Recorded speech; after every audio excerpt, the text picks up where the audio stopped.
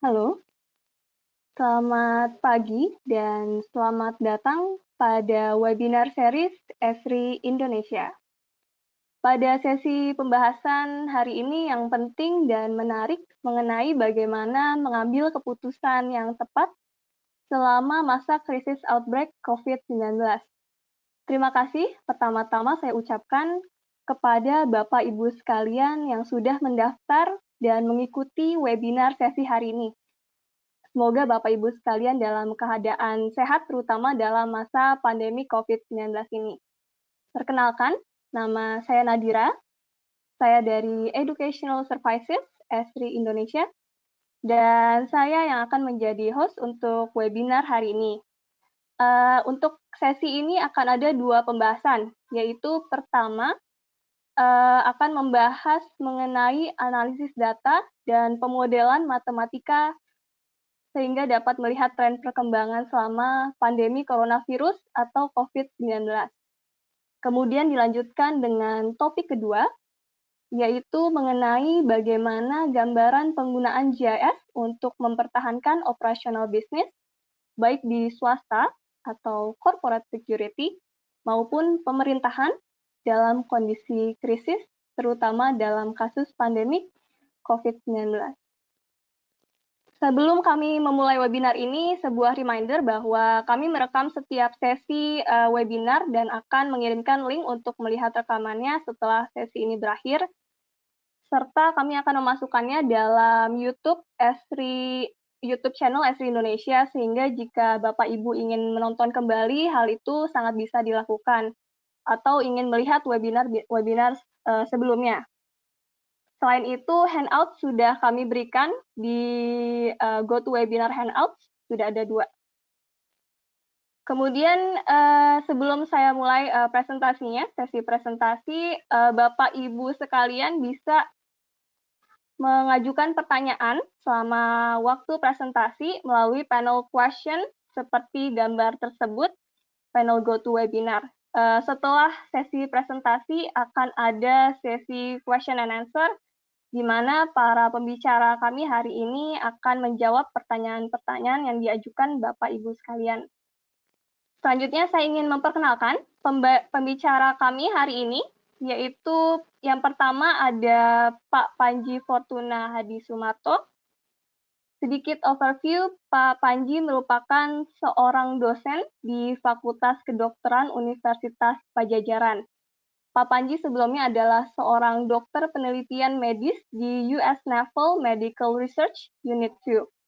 Spesialisasi dan minat beliau terletak pada studi ekonomi politik kesehatan dan pemodelan matematika. Kemudian untuk pembicara kedua pagi hari ini tidak kalah kerennya, yaitu Pak Ramdhani Fajri, yang merupakan industry lead pada sektor Geo-Artificial Intelligence di Esri Indonesia. Beliau juga memiliki background pada sektor telekomunikasi dan memiliki pengalaman lebih dari 2 tahun sebagai solution strategist di Esri Indonesia untuk sektor sumber daya alam atau natural resources. Oke, tanpa berlama-lama, kami akan langsung mulai untuk sesi presentasi oleh kedua pembicara kita pagi hari ini. Untuk yang pertama yaitu Pak Panji, kemudian akan dilanjutkan oleh Pak Dani. Untuk Pak Panji, waktu dan tempat saya persilakan. Terima kasih Mbak Nadira. Semoga sudah terlihat ya tampilannya. Selamat pagi semuanya Bapak dan Ibu. Dalam kesempatan ini saya akan mencoba menyampaikan sedikit tentang model matematika. Waktu yang ada tidak banyak, hanya 20 menit, jadi mohon tidak berharap ini sesuatu penjelasan yang sangat teknis ya. Tapi apa yang ingin saya coba sampaikan di sini adalah bagaimana mekanisme pemodelan, salah satu mekanisme pemodelan yang cukup banyak digunakan untuk memodel COVID-19 dan digunakan dalam pengambilan kebijakan di beberapa negara bahkan ya, termasuk di Indonesia juga ada pemodelan yang menggunakan pendekatan ini. Jadi kalau kita lihat sekarang, Di berita banyak sekali disebutkan tentang pemodelan ini di luar negeri, ada di Inggris. Kebijakan social distancing itu dimulai karena pemodelan menunjukkan ada potensi 260.000 kematian. Di New Zealand melakukan lockdown di level nasional juga karena di sini disebutkan model matematika memperingatkan konsekuensinya akan sangat berat kalau tidak dilakukan lockdown nasional. Juga di Belanda, kelompok dari Pak Jeko Wallinga juga menghasilkan pemodelan matematika, dan di sini jelas dituliskan di judulnya bahwa how disease models shape national shutdowns and other pandemic policies. Di Indonesia juga kita melihat perkembangan pemodelan ini sangat pesat dalam beberapa minggu terakhir. Dan ini bukan hanya di publikasi di jurnal atau di pre-jurnal ilmiah, tapi juga mendapatkan perhatian yang cukup luas dari media. Dari FKM UI sudah menerbitkan modeling yang memproyeksikan sampai dengan 2,5 juta orang bisa dirawat. Kemudian bahkan dari Badan Intelijen Nasional juga mengeluarkan modeling, dari IPB mengeluarkan modeling, dan juga dari kelompok-kelompok pemodel lain di Indonesia. Nah, pertanyaannya apa itu model? Ini foto pertama adalah Watson dan Crick yang menemukan atau memproposisikan susunan struktur DNA. Yang sedang ditunjuk oleh Pak Watson dan Crick ini adalah sebuah model DNA. Ini juga model yang kita sebut sebagai model fisik.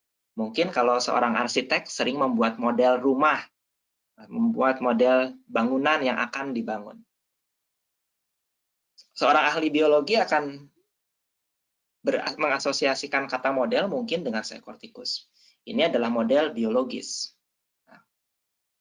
Buah durian ini juga model untuk majalah Trubus.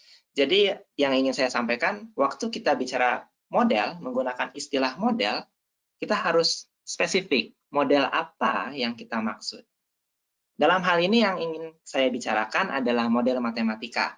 Saya ambil definisi dari Wikipedia saja supaya tidak terlalu ilmiah begitu ya. Intinya, model yang scientific adalah simplifikasi dari kenyataan. Dan itu kita bisa lihat di model-model sebelumnya, model fisika dari model fisik dari DNA, model biologi seekor tikus, atau model berupa buah-buahan atau fotomodel, itu adalah simplifikasi dari realitas. Yang ingin kita bahas lebih lanjut adalah model matematika, yaitu bagaimana realitas kita sederhanakan ke dalam bentuk persamaan matematika. Nah, sebagai pengingat sebelum kita berlanjut, ini ada dua kutipan yang cukup terkenal. Yang pertama dari George P.E. Box, seorang ahli statistik yang mengatakan bahwa all models are wrong, but some are useful. Semua model salah. Karena apa? Karena tidak ada model yang bisa merepresentasikan realitas secara 100%. Jadi, pasti ada kesalahan dalam model tersebut. Tapi beberapa akan bermanfaat. Nah, untuk kita, yang perlu kita perhatikan adalah untuk menjawab pertanyaan, model mana yang bermanfaat? Kalau semua model salah, model mana yang bermanfaat? Nah, Levins mengatakan juga kalau semua model itu benar dan salah. Ya karena apa? Karena tidak mungkin merepresentasikan kenyataan secara utuh 100%. Yang pertama kali yang harus kita lihat waktu kita membaca sebuah hasil pemodelan atau laporan pemodelan adalah tujuan pemodelan. Ada beberapa tujuan yang bisa dicapai dengan pemodelan. Yang pertama adalah forecasting atau peramalan. Ya. Contoh pertanyaannya, misalnya begini, berapa orang yang akan terinfeksi atau akan masuk rumah sakit atau akan meninggal karena SARS-CoV-2 atau COVID-19 dalam 6 bulan ke depan misalnya. Yang kedua adalah estimasi parameter. Ini satu istilah yang sering didengar sekarang, yaitu angka reproduksi dasar. Berapa angka reproduksi dasar SARS-CoV-2? Angka reproduksi dasar adalah suatu parameter yang bisa kita estimasi menggunakan pemodelan. Yang ketiga, kita bisa menggunakan pemodelan untuk mengevaluasi intervensi. Misalnya, kita tidak mengenal lockdown, tapi PSBB. Seberhasil apa kebijakan PSBB dalam menekan transmisi SARS-CoV-2, misalnya di Jakarta. Kemudian yang keempat, pemodelan juga bisa memberikan insights tentang dinamika transmisi. Misalnya begini, misalnya kita menduga bahwa orang yang tidak bergejala bisa menularkan SARS-CoV-2. Nah, tapi sepenting apa peranan penularan dari orang-orang yang tidak bergejala ini? Nah, ini bisa dijawab dengan pemodelan. Kalau kita ringkas sedikit, pemodelan matematika itu banyak jenisnya. Ada yang deterministik, ada yang stokastik atau memasukkan unsur probabilitas. Ada yang sifatnya statik, ada yang sifatnya dinamik. Yang sifatnya dinamik ini artinya kondisi dalam sistem dianggap berubah berdasarkan waktu atau time dependent. Yang akan kita bahas lebih banyak hari ini adalah pemodelan dinamik menggunakan partial differential equations, ya, atau sering disebut juga dengan model kompartemen yang prototipenya adalah 3 kompartemen SIR. Sebelum kita ke sana, saya ingin menyinggung dulu tentang penyakit menular, karakteristik penyakit menular, dan mengapa pemodelan matematika dan mengapa dan bagaimana pemodelan matematika harus dikerjakan atau bisa dikerjakan untuk menggambarkan penularan penyakit. Yang pertama, karakteristiknya infektivitas, yaitu dapat menyebabkan infeksi. Ini sangat spesial untuk penyakit menular, karena setiap kasus itu bukan hanya kasus, tapi juga sumber penularan. Dan ini memunculkan satu konsep yang disebut dependent happenings. Jadi semakin banyak kasus, semakin banyak sumber penularan. Dan ini tidak terpisah satu sama lain. Yang kedua, patogenesitas. Patogenesitas adalah kemampuan agen penyakit untuk menyebabkan penyakit. Yang ketiga ada virulensi, kemampuan menyebabkan penyakit berat. Dan yang keempat adalah imunogenesitas, yaitu kemampuan agen penyakit untuk menyebabkan respon imun. Respon imun ini bisa lengkap, bisa parsial. Kalau lengkap artinya utuh kepada agen tersebut. Erat kaitannya dengan netralisasi dan tidak netralisasi. Maksudnya kalau netralisasi ini, respon imun bisa menetralkan agen yang masuk. Kemudian, apakah sifatnya seumur hidup atau sementara? Ini penting kita perhatikan karena ini dapat mempengaruhi dinamika transmisi dan mungkin perlu untuk kita masukkan ke dalam pemodelan yang kita lakukan. Nah, selain itu ada karakteristik kedua yaitu yang perlu kita perhatikan, yaitu tentang perjalanan penyakit. Katakanlah ada seorang kasus yang menjadi sumber penularan, atau ada sumber penularan yang menginfeksi kasus pertama. Kita lihat di sini ada 2 baris. Di sini yang biru kaitannya adalah dengan infektivitas atau kemampuan menularkan. Sedangkan yang merah ini kaitannya dengan gejala atau kesakitan. Nah, setelah infeksi, kasus ini akan mengalami masa laten, yaitu masa antara mulainya terjadi infeksi sampai dia mulai menjadi infeksius. Nah, setelah dia mengalami masa infeksius, dia akan menjadi non-infeksius. Ini ketiga masa ini tidak harus selalu bertepatan dengan munculnya gejala. Nah, yang kita kenal sering disebutkan adalah masa inkubasi, yaitu mulai dari terjadinya infeksi sampai dia muncul gejala. Kalau dia sudah tidak muncul gejala di sini, kita bisa mengatakan bahwa pasiennya atau kasusnya sudah sembuh. Yang perlu diperhatikan di sini, masa inkubasi bisa lebih panjang dari masa infeksius. Artinya, sebelum bergejala, kasus ini sudah infeksius. Tapi bisa juga sebaliknya, masa inkubasi lebih pendek dari masa infeksius. Ini sebagai ilustrasi yang lebih panjang. Nah, ternyata kasus ini dalam masa infeksiusnya menularkan ke satu kasus lain di sini, dan proses ini berulang pada kasus kedua. Kalau kita hitung periode atau masa dari mulainya ada gejala di kasus 1 sampai ada gejala di kasus 2, ini yang kita kenal sebagai serial interval.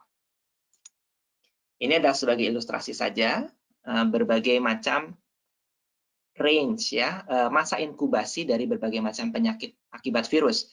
Ini berkisar dari hitungan jam, misalnya influenza ini hitungannya jam, sampai dengan hitungan tahun pada HIV misalnya.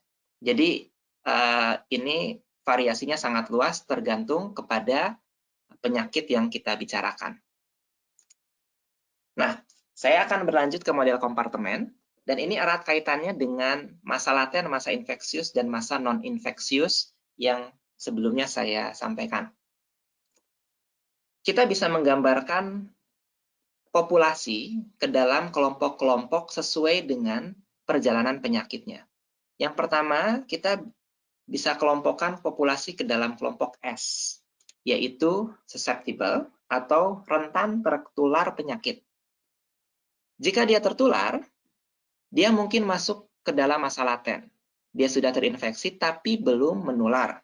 Kita masukkan ke dalam kompartemen E, yaitu expose. Lalu dia menjadi menular, masuk ke dalam kompartemen I, yaitu infectious. Dan setelah dia selesai masa penularannya, dia menjadi tidak infeksius, dan dalam banyak hal dia menjadi kebal terhadap infeksi lanjutan. Jadi dia sudah tidak mungkin terinfeksi lagi, dan kita masukkan ke dalam kompartemen R. Nah, populasi ini berpindah dari satu kompartemen ke kompartemen lain menurut satu parameter yang kita sebut lambda dari S ke E, sigma dari E ke I, dan gamma dari I ke R. Tapi untuk selanjutnya saya akan menyederhanakan model yang kita buat dengan menghilangkan kompartemen I, sehingga model yang kita pakai sangat dikenal dengan model SIR, SIR, Susceptible Infectious Recovery. Nah, bagaimana kita menyatakan model ini dalam bentuk matematis? Ada dua cara. Yang pertama, kita bisa menyatakan dalam bentuk persamaan difference, perbedaan, atau persamaan diferensial. Kalau kita akan lihat di sini saja, kita akan bahas lebih lanjut di differential equation. ds per dt ini adalah laju perubahan populasi yang susceptible sesuai dengan waktu ya. Perubahan S berdasarkan waktu adalah banyaknya S yang berpindah menjadi I sesuai dengan parameter lambda per satuan waktu. Demikian juga dengan I, perubahan I per satuan waktu adalah tergantung dari banyaknya S yang pindah ke kompartemen I per satuan waktu, dikurangi banyaknya I yang pindah ke kompartemen R per satuan waktu. Sehingga di akhirnya, perubahan kompartemen R ini hanya tergantung pada berapa banyak orang berpindah dari kompartemen I ke kompartemen R per satuan waktu. Apa ini parameternya? Nah, kita lihat ada dua parameter di sini, yaitu lambda dan gamma dan lambda. Gamma kita sebut sebagai removal rate, yang kita asumsikan konstan dan sama dengan 1 dibagi masa infeksius. Saya tidak perlu membahas yang ini, tapi contohnya begini, kalau kita menemukan bahwa orang dengan COVID itu akan infeksius selama 1 minggu, maka kita bisa menggunakan parameter gamma sama dengan 1/7. Kalau kita asumsikan masa infeksiusnya 10 hari, maka gamma sama dengan 0,1. Nah, ini yang penting dan agak sedikit rumit, yaitu force of infection atau lambda. Yaitu adalah laju per kapita populasi rentan terinfeksi. Nah, ini agak berbusa-busa bicaranya ya. Yang saya ingin lanjutkan saja ke sini, bahwa lambda adalah produk perkalian dari 3 komponen. Yang pertama adalah contact rate. Berapa banyak satu orang rata-rata berkontak dengan orang lain per satuan waktu. Yang kedua, V adalah probabilitas terjadi infeksi jika kontak terjadi dengan orang yang infeksius. Karena belum tentu orang yang kita temui itu, dia infeksius. Tapi berapa banyak orang yang infeksius dari antara orang yang kita temui adalah P, yaitu jumlah orang infeksius dibagi jumlah populasi, atau ini adalah prevalensi dari orang infeksius di populasi. Dua parameter pertama ini, C kali V, seringkali digabungkan sebagai beta atau parameter penularan, parameter transmisi, yang biasanya diestimasi dari nilai R0 atau basic reproductive number. Nah, kita akan berlanjut sedikit sebelum ke data ya. Maka pada praktiknya, lazimnya seorang modeler akan memulai dengan melakukan estimasi R0 dari data. Karena dari R0 ini, kita akan bisa mengestimasi beta. Nah, dari beta, kita akan bisa masukkan parameter tersebut ke dalam model SIR, dan selanjutnya melakukan simulasi penularan penyakit di satu populasi. Sedangkan gamma sendiri, yaitu masa infeksius, bisa kita dapatkan dari data-data klinis, sehingga relatif lebih mudah sebenarnya mencari informasi parameter untuk gamma. Salah satu pendekatan yang bisa kita gunakan adalah dengan mengasumsikan laju pertumbuhan epidemi yang konstan di awal epidemi. Perlu digarisbawahi di awal epidemi, sehingga kita bisa menggambarkan model epidemi dengan model eksponensial seperti ini, hanya untuk awal epidemi ya. Nah, singkat katanya, kalau kita kembali di sini, parameter alfa besar ini, kita bisa terjemahkan ke dalam model SIR, sehingga kita mendapatkan nilai alfa adalah selisih dari beta dan gamma.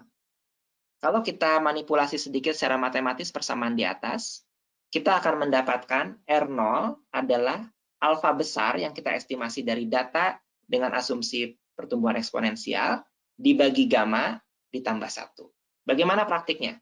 Kalau kita lihat dari data Jakarta ya, kita gunakan data kumulatif di sini, kita bisa fit modelnya dengan model eksponensial. Ini kalau kita gunakan data sampai 6 April, fitnya tidak bagus. Karena apa? Karena memang sudah banyak intervensi dan banyak perubahan perilaku di sini, sehingga sudah tidak bagus fit eksponensialnya. Tapi kalau kita gunakan data 10 hari pertama saja dengan menghilangkan ties, nilai yang sama di sini, dan nilai yang sama di sini, kita mendapatkan nilai yang lebih bagus, fit yang lebih bagus, R-square 0,97 dengan nilai alfa besar 0,33. Nah, ini kita bisa pakai untuk mengestimasi R0 dengan rumus yang tadi, R0 sama dengan alfa dibagi gamma ditambah 1 untuk asumsi 1 per gamma tertentu. Artinya kalau kita asumsikan masa inkubasi, masa infeksiusnya 7 hari, kita akan mendapatkan R0 3,2 dan beta adalah sekitar 0,4 sekian dan seterusnya. Kita bisa lihat hubungannya di sini linear untuk R0 dan untuk beta sedikit membentuk kurva. Yang perlu diperhatikan adalah nilai estimasi tergantung durasi infectiousness ya.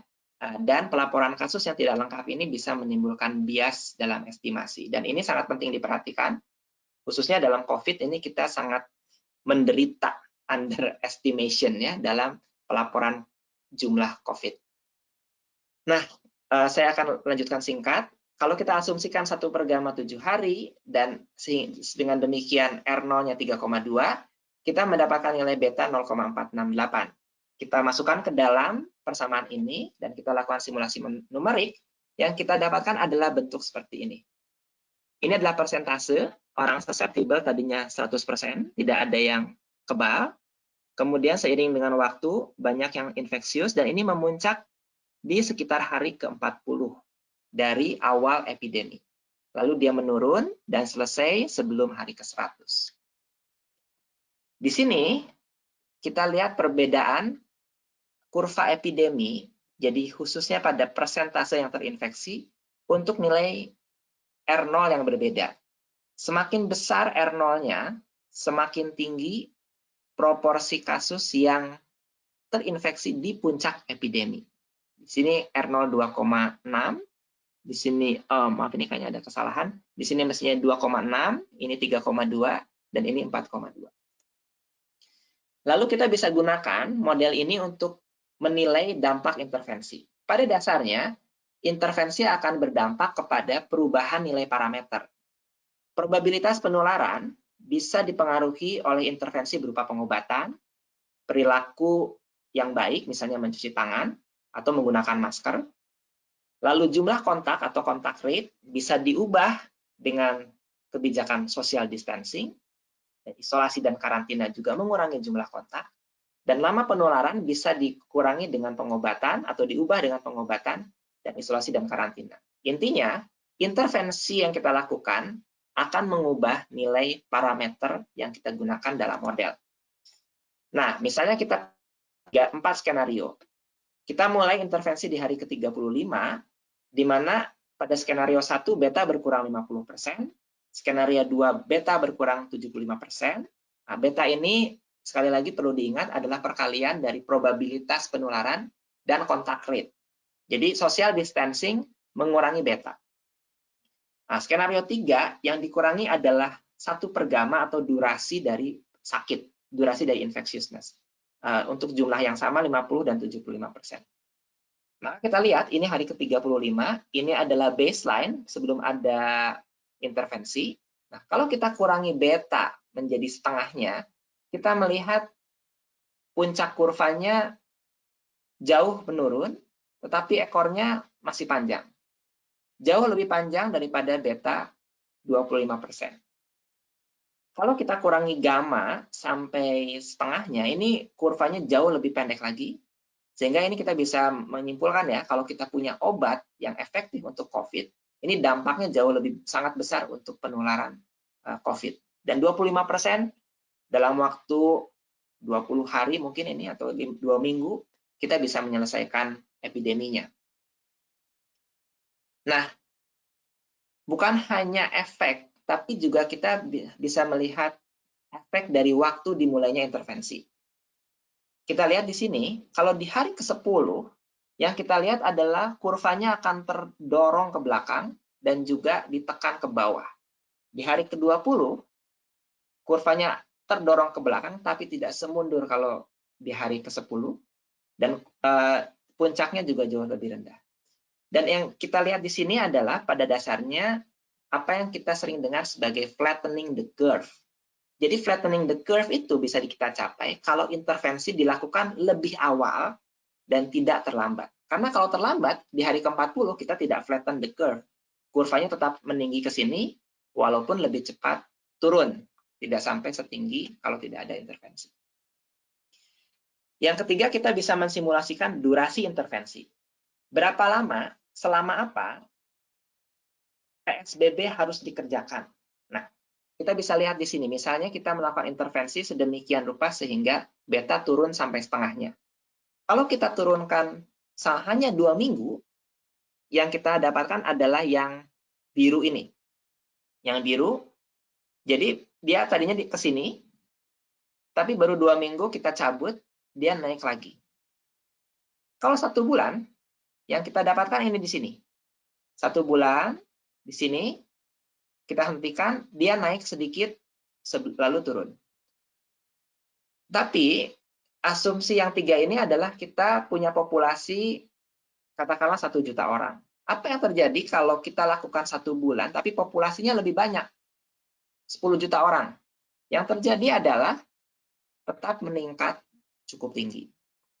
Jadi apa? Kesimpulannya di sini kita bisa memberikan rekomendasi, kita tidak boleh menghentikan intervensi terlalu dini. Karena intervensi yang dihentikan terlalu dini bisa mengakibatkan epidemi berlangsung kembali. Dan ini dipengaruhi sekali khususnya oleh jumlah populasi rentan yang ada di populasi tersebut. Nah, ini satu lagi terakhir. Mohon maaf saya udah overtime sedikit. Nah, bagaimana kalau ada mudik? Model SIR tadi kita bisa ekstensi ke model untuk 2 populasi. Misalnya kita punya 2 populasi dengan pola transmisi berbeda, jumlah penduduknya sama. Tapi kota 1 itu transmisinya 2 kali lebih cepat atau lebih besar dibandingkan kota 2. Sehingga di kota 1 dia lebih cepat memuncak, puncaknya lebih tinggi. Di kota 2 dia lebih lambat memuncaknya dan puncaknya lebih rendah. Katakan di hari ke-35 dari epidemi di sini, 10% warga kota 1 mudik ke kota 2.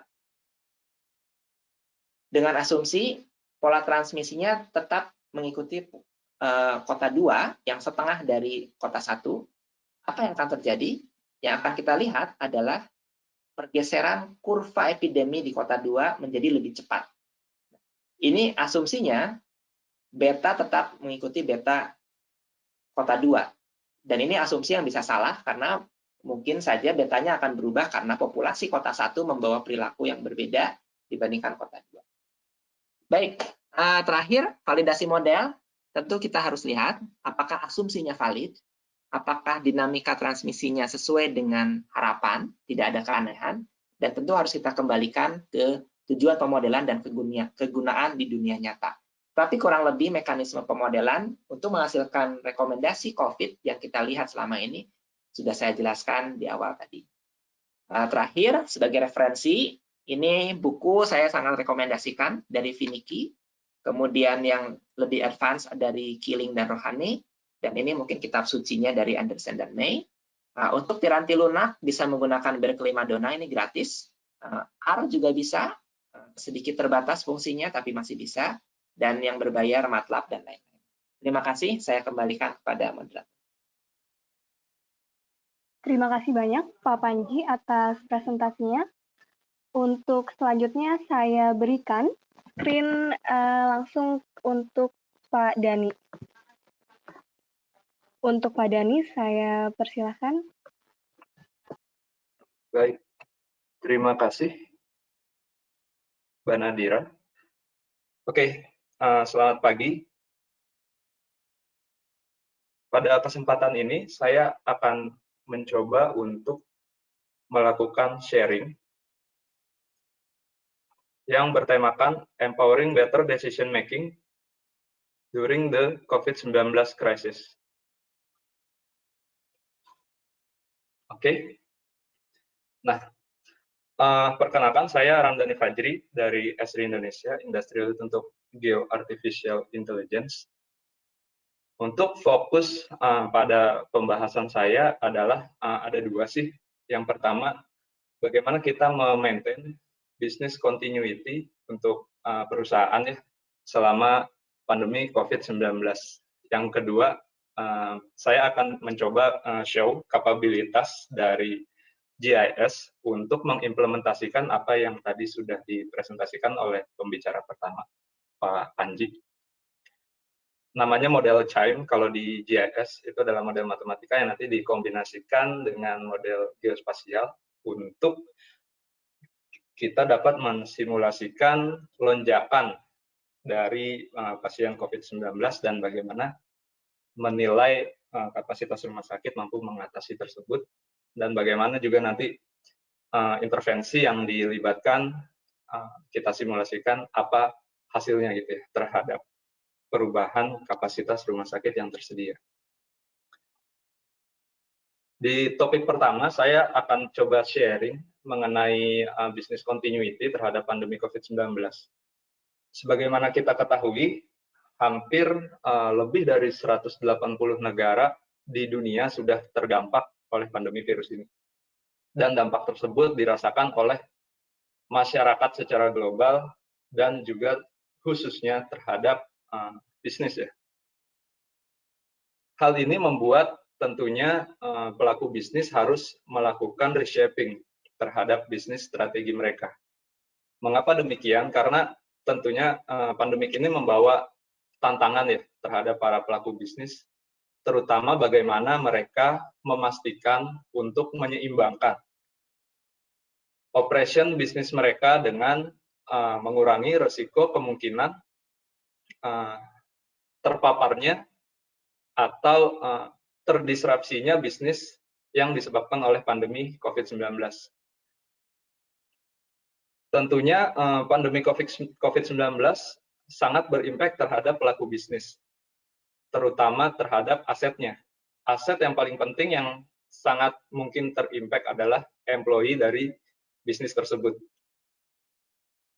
Di berbagai sektor, saat ini bisnis sudah melakukan sebuah pengambilan keputusan dan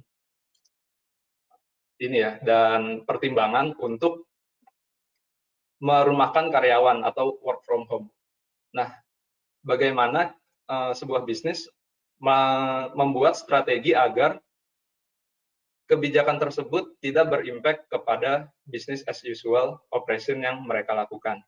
Misalnya, ketika ada kebijakan dari pemerintah harus menutup layanan di kota A, nah bagaimana sebuah organisasi harus melakukan reorganize tim mereka dan melakukan realokasi agar layanan-layanan yang tidak terimpact dapat secara optimal tetap melakukan pelayanan terhadap pelanggan, seperti itu. Kemudian tantangan yang lain adalah bagaimana kita memproduksi sebuah informasi, membuat produk sebuah informasi yang mengintegrasikan terhadap informasi-informasi yang datang terkait dengan perkembangan terkini COVID yang datang dari sifatnya misalnya dari government atau dari pemerintah daerah, itu dikomunikasikan dan di-align-kan dengan strategi perusahaan. Misalnya, saat ini kan terjadi apa yang disebut dengan PSBB, ya, pembatasan sosial berskala besar. Itu sangat memungkinkan mengimpact sebuah supply chain dari sebuah organisasi. Jadi mungkin dulu pabriknya di Jakarta, terus ada kebijakan PSBB, mungkin akan menggeser nih produksinya lebih besar di kota lain yang belum termasuk high risk area of COVID-19. Seperti itu. Nah, setelah strategi dari perusahaan itu dibuat, bagaimana cara perusahaan tersebut mengkomunikasikan dengan stakeholder yang relevan, baik itu terhadap pemerintah dan terutama terhadap customer mereka. Jadi ketika kita sudah membuat strategi, kita komunikasikan dengan baik agar semua orang ada dalam pemahaman yang sama, baik antara employee sebuah perusahaan maupun customer. Jadi ketika ada penutupan service, kita bisa tahu, oh lokasi yang mana yang sudah ditutup, lokasi yang mana yang masih melayani, seperti itu. Nah, challenge tersebut tentunya dapat dioptimalkan dengan menggunakan sebuah tools, apa yang kita sebut dengan location intelligence atau geospatial information system. Jadi bagaimana GIS ini mampu melakukan sharing dan kolaborasi antar informasi dari berbagai stakeholder di sebuah perusahaan. Dan tentunya location intelligence ini mampu memfasilitasi workflow dari business continuity plan yang sudah kita rencanakan. Misalnya dalam hal COVID-19 ini kita bisa melakukan pemetaan terhadap fasilitas yang kita punya. Misalnya kalau di banking, kantor cabang misalnya. Kalau di industri oil and gas, mungkin bisa jadi site operation-nya kita mapping. Jadi di mana itu semua aset yang dimiliki perusahaan dilakukan pemetaan, kemudian tidak hanya lokasinya, tetapi juga statusnya. Nah, dengan location intelligence ini juga memungkinkan kita untuk mengkolaborasikan informasi yang berasal dari organisasi kita maupun dari organisasi yang lain, misalnya pemerintah. Hal itu dimungkinkan karena location intelligence ini merupakan tools untuk mengkolek dan visualisasi dalam bentuk peta yang memungkinkan kita bisa tahu nih employee kita di mana yang terimpact atau memiliki risiko tinggi terhadap COVID-19. Seperti itu. Dan di location intelligence ini juga kita bisa memanfaatkan apa yang disebut dengan mobility tracking. Dengan tools ini kita memungkinkan untuk menyebarkan aplikasi kepada karyawan untuk karyawan bisa melakukan personal atau information tracking dari informasi masing-masing karyawan, misalnya di mana mereka lokasi kerja hari ini, seperti itu.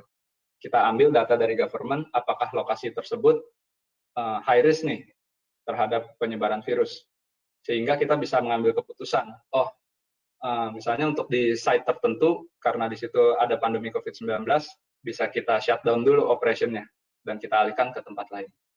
seperti itu. Atau ketika misalnya pemerintah mengumumkan wilayah-wilayah lockdown seperti itu, atau pembatasan karantina wilayah, itu juga bisa kita ambil datanya, kemudian kita lainkan dengan strategi perusahaan kita, seperti itu. Dan sampai ke mengkomunikasikan service disruption kepada masyarakat. Jadi nggak hanya untuk internal organisasi kita sendiri, tapi kita bisa mengkomunikasikan dengan baik dalam bentuk peta yang informatif terhadap keadaan atau operation bisnis terkait dengan COVID-19. Seperti itu.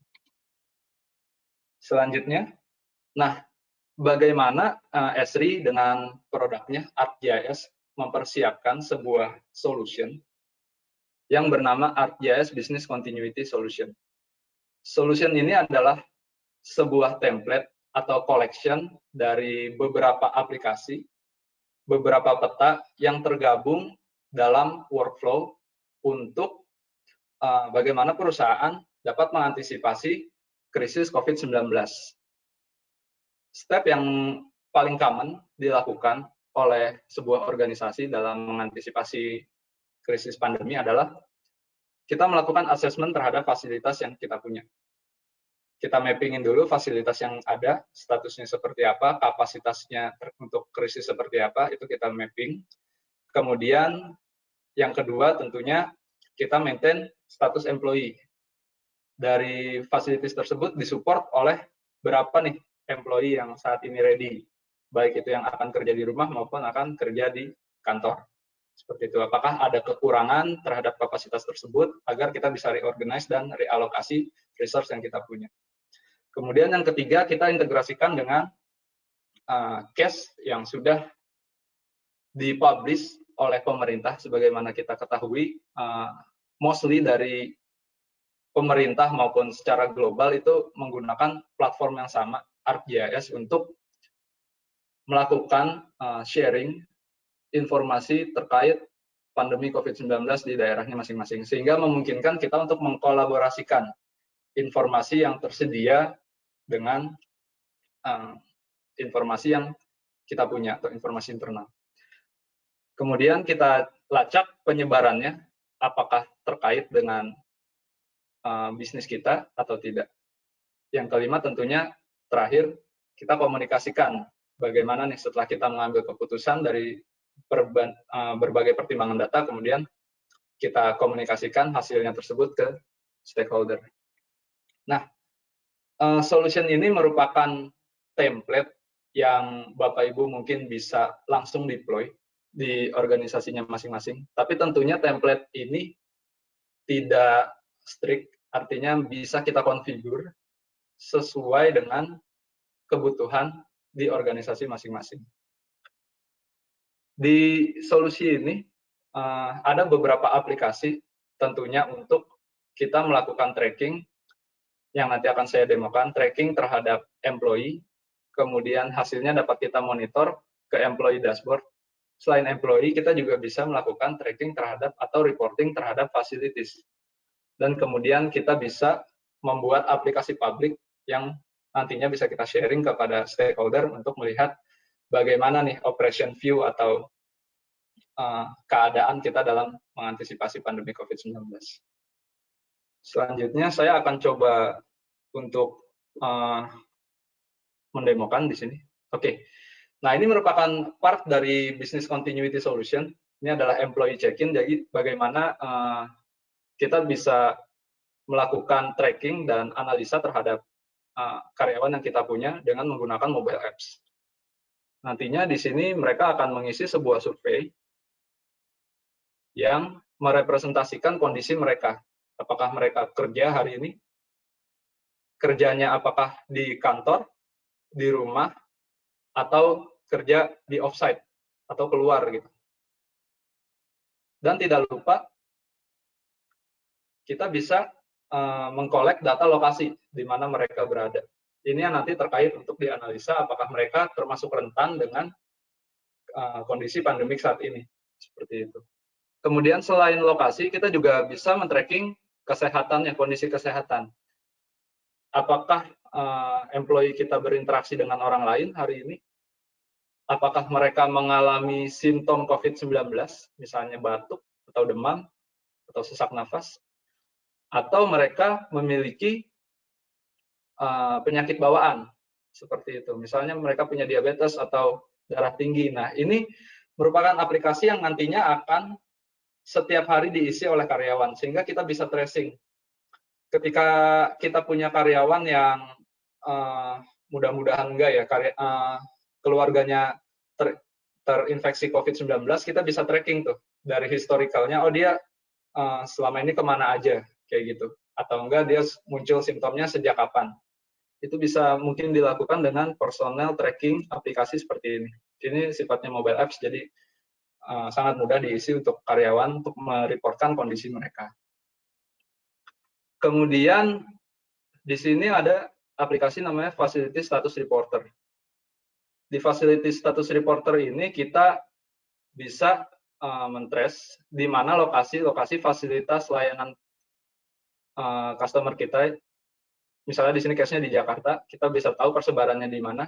Kemudian misalnya kita ingin melakukan reporting, misalnya di sini ada cabang di Kelapa Gading, saya mau melakukan penutupan, itu bisa kita lakukan secara mudah di aplikasi ini. Kita bikin submit status report, yang ketika dibuka akan seperti ini.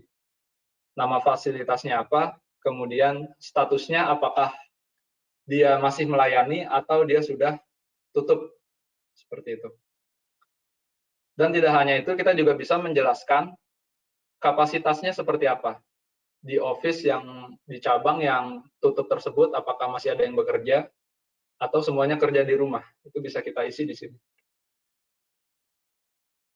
Kemudian, apakah ada impact yang terkait dengan peraturan pemerintah? Misalnya, apakah ada government restriction yang menyebabkan cabang tersebut harus tutup? Sehingga nanti di pusat bisa tahu, oh dari sekian cabang saya ternyata ada sekian yang sudah terimpact terhadap kebijakan pemerintah. Sehingga bagaimana kita menyusun strategi dari data tersebut.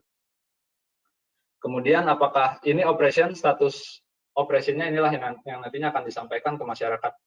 Ketika memang office tersebut harus tutup, kita bisa memastikan nih closing date-nya kapan. Kayak gitu. Atau misalnya dia memang statusnya close, kita bisa melakukan schedule to open. Kita bisa menginformasikan ke masyarakat akan buka fasilitas tersebut di tanggal berapa. Seperti itu. Nah, ini semua cara kita mengkolek informasi yang kemudian nantinya akan direpresentasikan untuk daily brief seperti ini ya. Misalnya nanti di perusahaan Bapak Ibu bisa melakukan briefing setiap pagi untuk melihat gambaran kondisi terkini di baik dari sisi global, nasional maupun organisasi internal itu sendiri. Contohnya di sini secara global hari ini seperti ini kondisinya sudah 184 negara yang terimpact dengan kematian sekian. Dan secara di Indonesia sendiri seperti apa?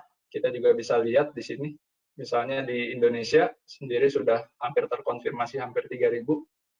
Ini yang nanti akan dikomunikasikan dengan internal organisasi. Kemudian, nah ini hasil tadi kita mengkolek informasi dari karyawan kita. Hasilnya berupa dashboard yang menggambarkan kondisi operation kita nih, in terms of employee availability.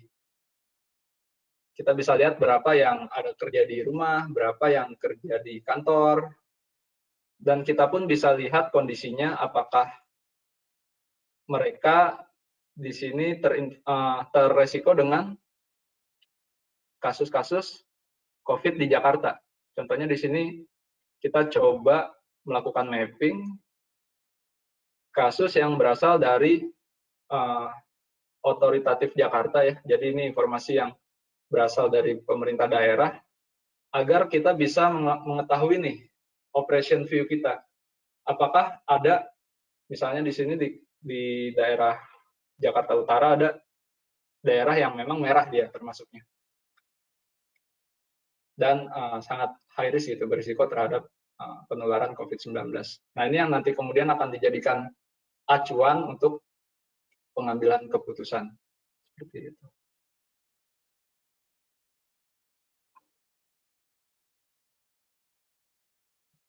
Atau, nah ini kalau tadi employee ini yang berupa fasilitas. Kita bisa tahu yang mana terimpact. Ini nanti mungkin bisa dikomunikasikan kepada masyarakat. Misalnya kita sudah melakukan penutupan di 2 cabang, seperti itu. Jadi masyarakat nantinya diharapkan bisa ke cabang yang lain yang masih available untuk melayani. Atau lebih lanjut, ketika kita sudah matang dengan data-data yang kita ambil, kita bisa melakukan analisis atau data exploration. Intinya dari data eksplorasi ini kita mau melihat klaster-klaster employee kita, apakah mereka termasuk ke golongan misalnya yang high risk berdasarkan kelompok usia, seperti itu. Ketika di kelompok usia tinggi, apakah ada nih karyawan-karyawan yang dia termasuk ke kelompok usia yang rentan terhadap COVID-19. Atau kita bisa lihat secara case di office yang mana sih yang banyak memiliki case terbanyak di Jakarta. Seperti itu. Dan karyawan-karyawan mana mungkin yang melakukan perjalanan menggunakan public transport. Dan variabel-variabel itu bisa kita analisis yang nantinya akan menjadi klaster karyawan mana nih yang rentan, karyawan mana yang tidak rentan. Nantinya misalnya yang rentan kita perpanjang gitu work from home-nya, seperti itu. Kembali ke slide. Itu tadi untuk business continuity solution. Selanjutnya saya akan sharing mengenai CHIME model.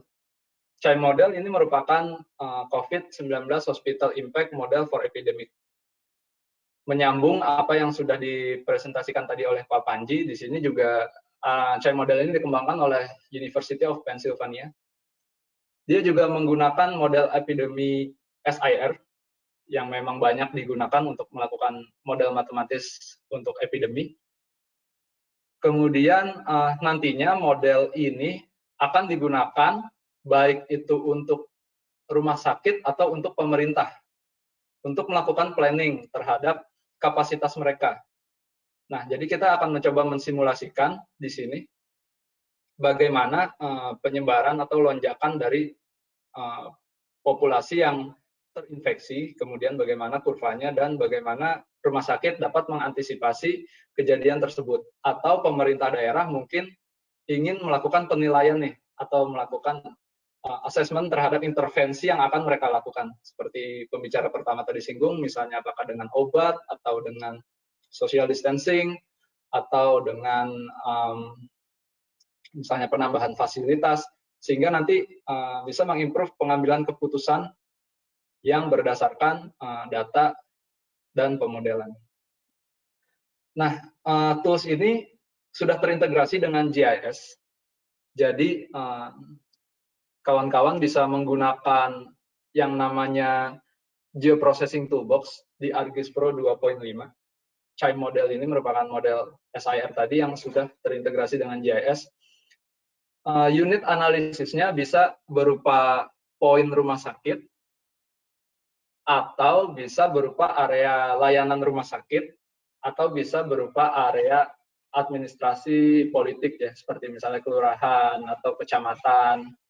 Itu bisa dilakukan di analisis unit seperti itu. Yang nantinya akan menghasilkan seperti ini di chart ya. Menghasilkan proyeksi bagaimana dari hari ke hari lonjakan pasien dan penurunannya seperti apa. Dan juga tadi seperti kurva yang sudah dijelaskan adalah bagaimana nih peak dari atau puncak dari penyebaran epidemi yang terkait dengan orang-orang yang susceptible, orang-orang yang infected, dan orang-orang yang recover. Akan saya coba tunjukkan. Oke.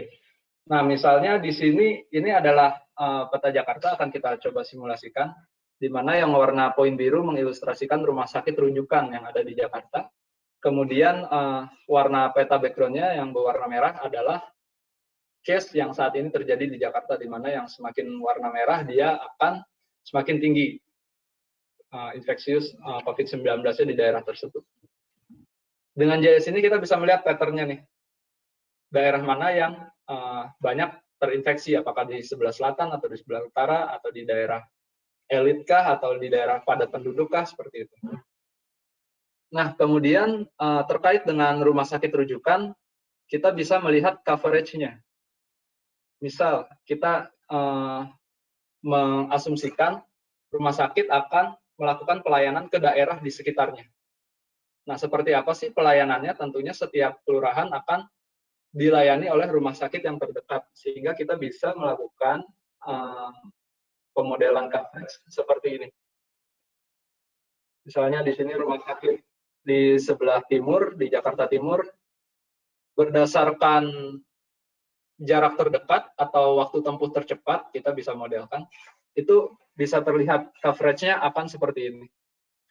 Nah, di masing-masing coverage rumah sakit, nantinya akan ada informasi berapa populasi di situ, berapa orang yang sudah terkena COVID-19, berapa orang yang dirawat, kemudian berapa orang yang self-isolation, dan kapasitas rumah sakit untuk melayani terhadap daerah ini. Misalnya di rumah sakit di timur ini, dia memiliki tempat tidur berapa, ruang ICU berapa, ventilator berapa, sehingga apakah memungkinkan ketika terjadi lonjakan, apakah nantinya akan ada over capacity, dan lain-lain. Nah, itu informasi yang mungkin bermanfaat bagi pemerintah daerah untuk melakukan intervensi terhadap penyebaran COVID-19.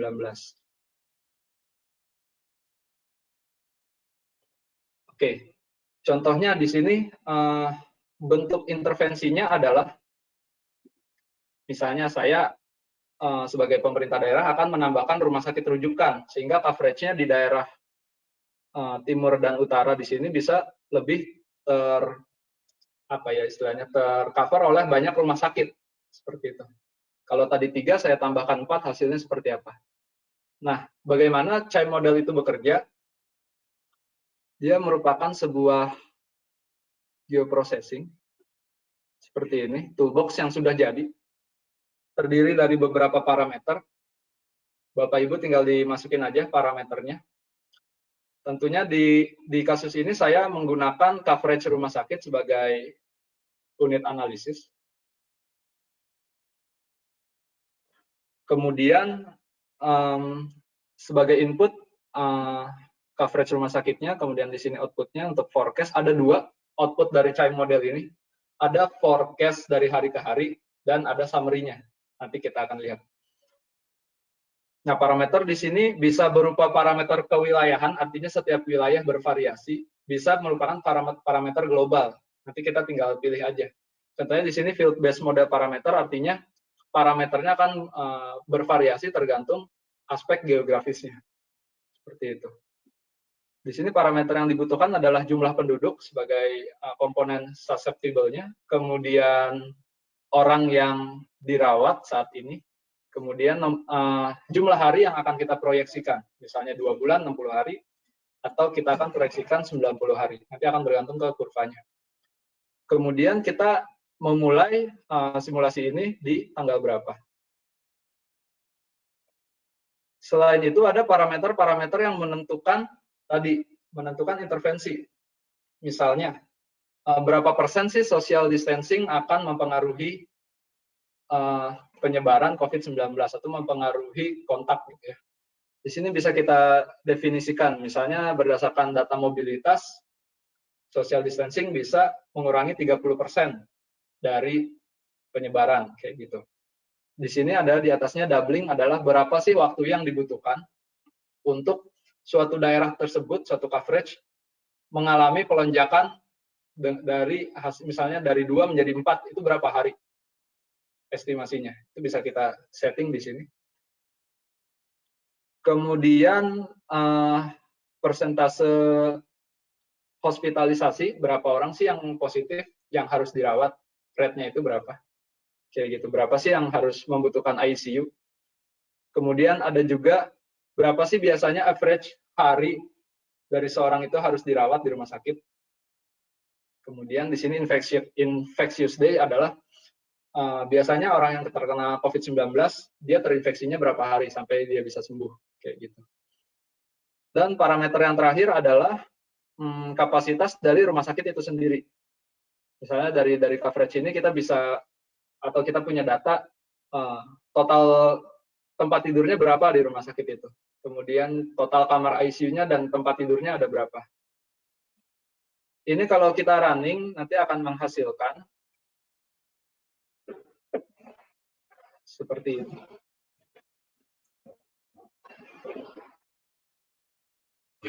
Akan menghasilkan prediksi. Kalau saya keluarkan, dia juga menghasilkan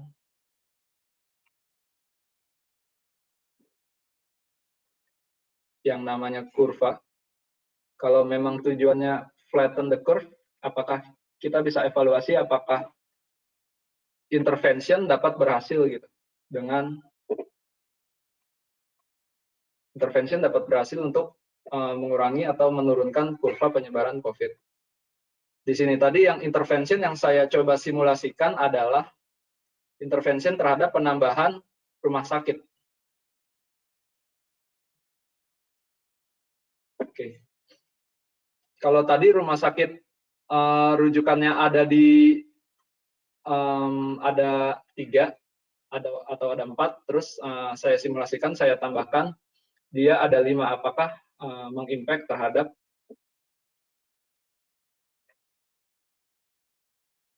kurva yang dialami oleh daerah tersebut.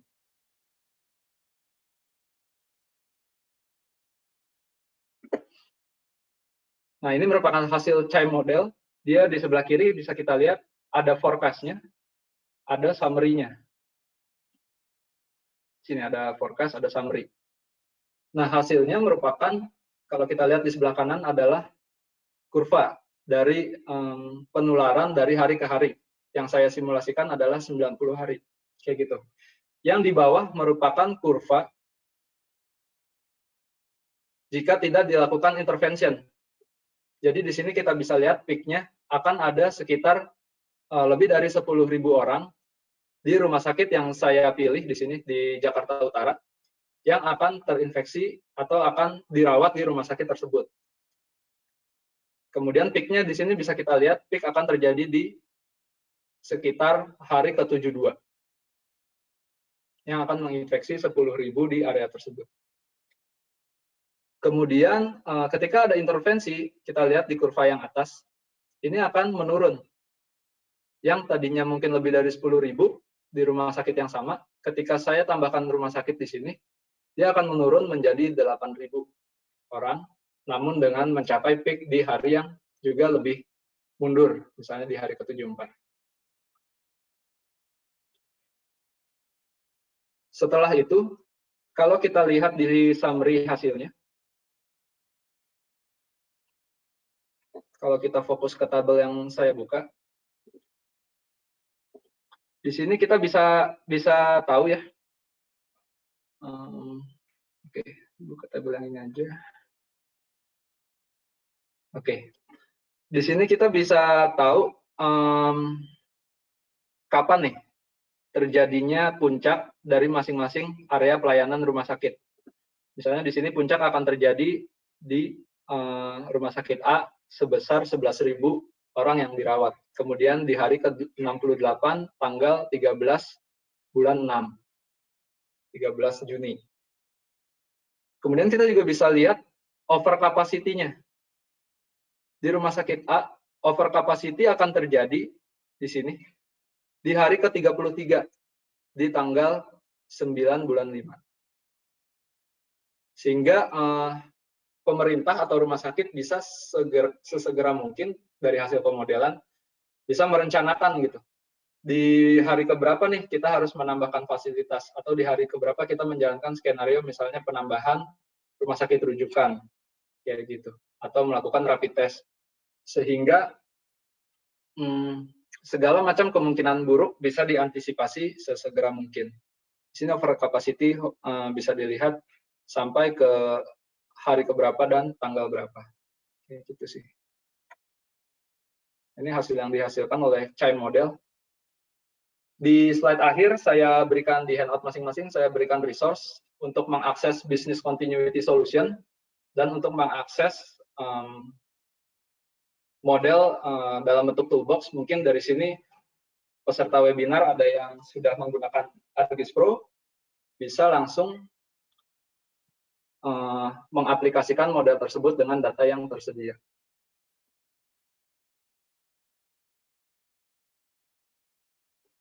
Mungkin itu saja presentasi dari saya. Saya kembalikan ke moderator. Oke, terima kasih banyak untuk Pak Panji dan Pak Dani atas presentasi yang sangat menarik. Karena waktunya sudah sedikit, saya akan langsung masuk ke sesi pertanyaan dan jawaban. Ya. Oke, baik. Untuk pertanyaan pertama, saya ada pertanyaan untuk Pak Panji. Di kejadian atau pengalaman Pak Panji atau di dunia medis terkait pandemik seperti ini, di mana positioning model matematik dan di mana positioning model spasial? Langsung Pak saja, Panji Mbak. mungkin? Iya, Oh, boleh. ya. Singkat saja, Pak, mungkin. Baik. Ya, ini harus dikembalikan ke pertanyaan yang ingin dijawab ya. Jadi, apakah kalau pertanyaannya adalah terkait dengan sesuatu spasial, maka kita perlu modeling yang eksplisit memodelkan spasial komponen. Tapi kalau tidak memerlukan jawaban secara spasial, maka ya tidak perlu, karena kan itu menambah kompleksitas, menambah parameterisasi, dan menambah kerumitan model. Jadi tergantung pertanyaannya. Itu aja kali, Mbak, ya. Oke, siap, Pak. Terima kasih. Padat dan jelas ya. Oke, selanjutnya saya ada pertanyaan untuk Pak Dani. Organisasi mana saja yang sekiranya sudah menggunakan template ini? Dan seefektif apa penerapan dalam monitoring bisnis atau nilai kebermanfaatannya? Terima kasih, mungkin boleh langsung dijawab. Oke. Tentunya kalau industri apa bervariasi ya, karena dampak dari COVID-19 ini nggak spesifik ke industri tertentu. Dan tentunya industri yang sangat merasakan dan butuh solusi geospasial adalah industri yang daerah operasinya besar, di mana mereka banyak cabang dan customer-nya tersebar luas di seluruh Indonesia. Seperti itu. Kemudian kalau kita mau menilai dampak secara komersialnya atau secara keuangan, tentunya sangat bisa kita bilang sangat berdampak. Kalau kita hitung saja, misalnya kalau tanpa analisa geospasial, kita nggak bisa, ketika suatu layanan itu tutup, kita tentunya bisa menilai tuh berapa revenue yang biasa dihasilkan dari operasional service tersebut, dan kemudian ketika dia sudah tidak beroperasi, tentunya kan pasti akan ada loss ya yang dirasakan oleh pelaku bisnis. Nah, dari situ kita mencoba meminimalisir loss tersebut dan meningkatkan pelayanan yang mungkin kalau nggak pakai tools akan impact-nya berasa gitu. Tapi ketika pakai tools, kita sebelumnya sudah mengantisipasi daripada downtime yang akan terjadi. Seperti itu sih. Oke, terima kasih Pak Dani. Saya lanjutkan lagi. Mungkin back to back aja ya. Sekarang untuk Pak Panji ada lagi pertanyaan. Kenapa di US secara geospasial terjadi konsentrasi pandemi corona secara signifikan di daerah New York dan New Jersey? Oke, baik. Kalau kita lihat kembali ke model yang tadi saya jelaskan ya, parameter transmisi itu tergantung dari dua hal. Yang pertama kontak rate, dan yang kedua probabilitas kontak. Jadi satu hal yang sangat penting dan mungkin akan menjelaskan sebagian besar pertanyaan tadi ya, kenapa banyak di New York adalah kontak rate. Jadi kepadatan penduduk tinggi, orang ketemu orang lain dalam frekuensi dan jumlah yang banyak, ini akan menyebabkan penularan akan terjadi lebih cepat. Nah, ini akan berbeda kalau di daerah-daerah yang lebih kecil, lebih jarang, lebih densitas penduduknya lebih jarang gitu ya, dan aktivitas penduduknya juga mungkin tidak Ya, kita kan tahu New York itu the city never sleeps. Nah, 24 jam selalu hidup. Jadi, saya pikir sebagian besar bisa dijelaskan dari kontak rate penduduk di New York dan New Jersey. Itu, Mbak. Berarti memang berbeda ya, Pak? Iya, ya. Ini yang kalau di modeling kita harus perhatikan karena pola kontak ini heterogen dari satu tempat ke tempat lain, dari satu populasi ke populasi lain. Jadi kalau kita membuat model untuk Amerika Serikat mungkin tidak masuk akal ya, karena Amerika Serikat itu ada urban, rural, sama dong. Untuk Indonesia juga ada Jakarta, ada luar Jakarta, yang pola kontaknya berbeda dan pola transmisinya akan berbeda. Jadi mungkin tidak bisa digabungkan dalam satu model yang sama. Oke. Begitu, Mbak. Oke, baik. Terima kasih, Pak Panji. Untuk selanjutnya, untuk Pak Dani, apakah semua data pemerintah terkait COVID-19 bisa terupdate dengan sistem RJS yang kita buat nantinya? Kemudian salah satu contoh dari Balikpapan masih agak susah untuk update otomatis berdasarkan data pemerintah terkini. Oke, baik. Kalau kita bicara data pemerintah, baik pemerintah pusat dan pemerintah daerah, tentunya kalau kita bisa bicara integrasi, bisa terutama sudah menggunakan platform geospasial yang sama gitu. Dan sudah juga karena sudah web, servisnya bisa kita konsum gitu. Dan kalau apakah available di daerah, semua daerah tentunya balik lagi tergantung ke pemerintah daerahnya. Apakah sudah menggunakan platform geospasial atau belum. Terus update-nya apakah dia diupdate setiap hari atau enggak. Kalau saya rasa beberapa kota seperti Bekasi, Bogor, kemudian Jakarta, mungkin Jogja, itu sudah ada tuh petanya yang bisa kita integrasikan dengan peta yang kita punya. Tapi kalau untuk daerah yang belum ada, mungkin tunggu aja, mungkin pemerintah daerahnya sedang mempersiapkan, atau bisa kita ambil data yang skalanya agak lebih kasar ya, misalnya di skala nasional atau skala provinsi seperti itu. Oke, terima kasih. Untuk Esri sendiri juga kita terlibat di kawal COVID dan support BNPB juga ya. Kemudian Ya, selanjutnya betul. untuk Pak Panji, apakah memetakan kesiapan suatu kota dapat meredam penyebaran? Misalnya, di suatu kota terdapat data ODP, PDP, dan positif. Data tersebut dibandingkan dengan jumlah RS rujukan di kota tersebut dan jumlah usia rentan pada kota tersebut. Baik. Untuk melakukan pemodelan ini yang paling penting adalah kita mengetahui parameter transmisi ya. Dan salah satu komponen yang paling penting adalah adanya data orang yang terinfeksi dan bukan hanya orang yang sakit ya. Jadi kalau dikaitkan dengan yang tadi, saya mau mengingatkan menggunakan data ODP dan PDP itu belum tentu menghasilkan pemodelan yang valid karena kita tidak tahu dan sangat mungkin yang ODP dan PDP itu bukan COVID gitu ya. Jadi untuk parametrisasi sebaiknya memakai data konfirmasi, tapi juga harus memperhatikan konfirmasinya dengan jumlah yang cukup ya, artinya dengan representatif gitu. Kalau kita selama ini kan diduga banyak under reporting dan under detection begitu, nah itu juga akan menjadi kesulitan.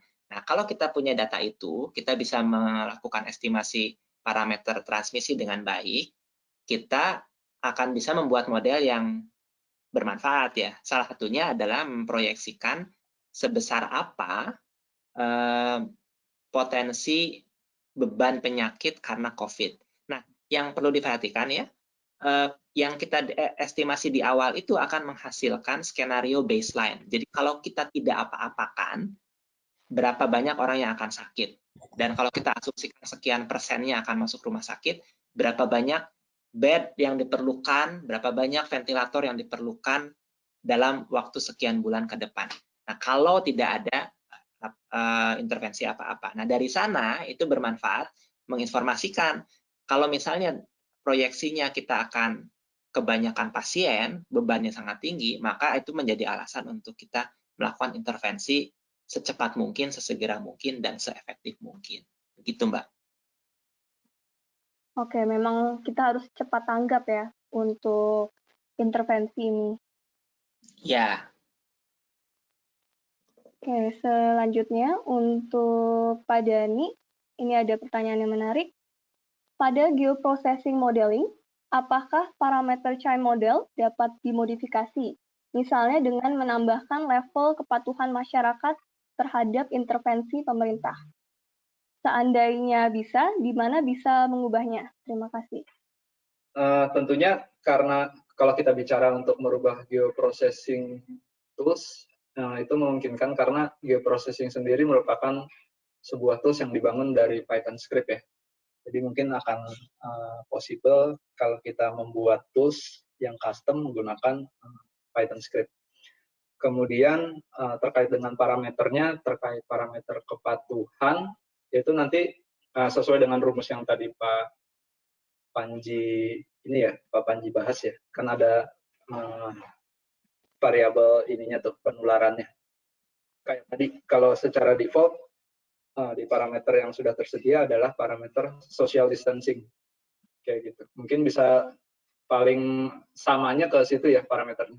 Jadi di chain model itu ada parameter berapa sih impact dari social distancing terhadap pergerakan masyarakat. Itu kan bisa diterkaitkan juga dengan kepatuhan. Misalnya di suatu wilayah dia social distancing-nya tidak tinggi, katakan 10% saja impact-nya, nantinya juga akan mengimpact kepada kurva yang kita hasilkan. Seperti itu. Oke, sebenarnya bisa ya, data itu bisa dikombinasikan sesuai kebutuhan masing-masing berarti. Karena slot parameternya udah tersedia, tinggal kita tentukan aja tuh nilainya berapa. Berdasarkan kajian atau berdasarkan data di lapangan. Oke, kemudian ada juga pertanyaan untuk Pak Dani lagi. Sedikit. Ada, mungkin ini pertanyaan untuk banyak perusahaan kali ya, atau organisasi. Jadi yang ditanyakan adalah, yang dikhawatirkan adalah security data, karena memasukkan data pribadi misalnya, khususnya data pasien dan titik. Bagaimana jaminan Esri terhadap data yang dimasukkan ke dalam ArcGIS Pro? Tentunya enterprise GIS-nya Esri udah memiliki standar security sendiri ya, karena secara platform yang sama itu sudah digunakan oleh berbagai organisasi keamanan di US dan tentunya memiliki standar keamanan yang tinggi. Kalau bagaimana dengan data pribadi, itu bisa diantisipasi dengan yang namanya sharing mekanisme seperti itu. Jadi di platform Esri tentunya ketika employee share data pribadi, nantinya yang bisa melihat bisa kita atur dengan user management, misalnya entah manajernya atau supervisornya atau divisi human resource-nya saja yang bisa melihat, sehingga data tersebut tidak tersebar ke employee yang lain kayak gitu. Kan nantinya dashboard-nya itu nggak akan disebar ke semua orang gitu. Akan kita batasi siapa saja yang user yang berhak terhadap informasi yang ada di dalamnya. Iya, terima kasih banyak Pak Dani. Iya benar sekali, jadi bisa di-assign ya, role untuk setiap orang ya. Jadi mungkin ada yang viewer, atau ada yang bisa mengedit, atau bisa, ya berbeda-beda ya. Iya. Jadi bisa dipastikan bahwa keamanannya sudah pasti terjaga. Kemudian mungkin dua terakhir, yang pertama untuk Pak Panji. Untuk model matematik SIR, apakah memungkinkan untuk mempertimbangkan faktor genetik dari manusia? Baik. Model SIR saya pikir tidak menginkorporasi itu secara eksplisit ya. Jadi, tapi genetik manusia bisa mempengaruhi parameter penularannya, karena kalau kita estimasi parameter dari data dan genetik manusia katakanlah mempengaruhi penularan dari data, maka itu secara tidak langsung akan terlihat dari data yang kita pakai gitu. Tapi kita tidak bisa mengatribusikan penularan itu langsung kepada genetik. Nah, itu beda lagi kalau misalnya kita mau memakai model pendekatan serupa untuk melakukan misalnya within host modeling itu bisa saja, tapi ini sudah bukan di level populasi, di levelnya malah di level 1 orang begitu ya. Tapi ya singkatnya pemodelan SIR sederhana itu tidak bisa menginkorporasikan informasi genetik sih, Mbak. Oke, berarti memang tidak ada kaitannya untuk genetik ya, Pak? Iya. Oke, berarti mungkin terakhir untuk Pak Dani, sisanya nanti kita akan menjawab satu persatu melalui email dan dikirimkan melalui email maksudnya. Untuk Pak Dani, kalau company mau menerapkan yang Pak Dani sudah sampaikan, start awal sekali harus mulai dari mana ya? Oke. Awalnya tentunya silakan mengkontak tim SRI Indonesia. Nanti akan dibantu untuk men-set up get started-nya ya.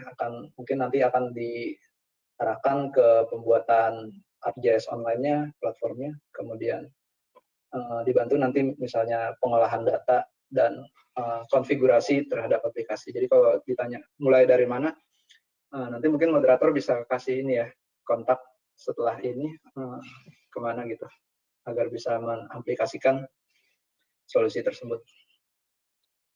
Oke, boleh. Nanti setelah ini sebenarnya akan dikirimkan juga link untuk video webinar dan lain-lain kepada email setiap peserta yang sudah registrasi, sehingga informasi-informasi lanjutan yang dibutuhkan bisa dilihat di situ. Kemudian untuk pertanyaan-pertanyaan yang belum terjawab karena melihat waktunya yang terbatas, nanti akan kami kirimkan jawaban atas pertanyaan yang sudah diajukan di kolom pertanyaan. Sehingga untuk saat ini sesi pertanyaan kami tutup. Untuk selanjutnya, mungkin saya ingin memberikan informasi juga untuk next webinar. Jadi untuk next webinar akan ada pada tanggal 16 April mengenai bagaimana mengkombinasikan data BIM dan GIS di dalam satu platform. Jadi kita akan melakukan webinar setiap Kamis, dan untuk bulan ini akan setiap minggu akan ada webinar, sehingga silakan langsung pantau saja di website kami dan connect dengan sosial media berikut, sehingga bisa selalu up to date terhadap acara dan program-program yang akan kami berikan. Oke. Kemudian sebelum saya tutup, saya juga mohon bantuan Bapak Ibu untuk mengisi survei singkat. Nanti akan Bapak Ibu temukan setelah selesai sesi webinar ini melalui pop-up. Dan jika ada masukan atau pertanyaan bisa ditanyakan ke education, email education@esrindonesia.co.id. Dan jika ingin menonton lagi webinar yang ada, itu bisa diakses di website yang sebelumnya, serta di channel YouTube kami, yaitu Esri Indonesia. Kemudian, terima kasih banyak. Saya ucapkan sebesar-besarnya terhadap Pak Panji dan Pak Dani sudah membawa topik yang sangat menarik dan pastinya berwawasan, serta semoga bisa membantu dan berkontribusi dalam kondisi pandemi COVID-19 yang merupakan tantangan dan ancaman bagi kita semua. Terima kasih banyak, saya ucapkan. Sama-sama, Mbak. Ya. Sama-sama, terima kasih semua. Ya, semoga bisa join lagi mungkin untuk next dengan materi yang berbeda mungkin. Dan saya sampaikan juga terima kasih untuk Bapak Ibu sekalian yang sudah berpartisipasi dalam webinar sesi ini. Dan saya ucapkan sampai jumpa di webinar selanjutnya. Terima kasih. Terima kasih Mbak Dira semuanya. Terima kasih banyak.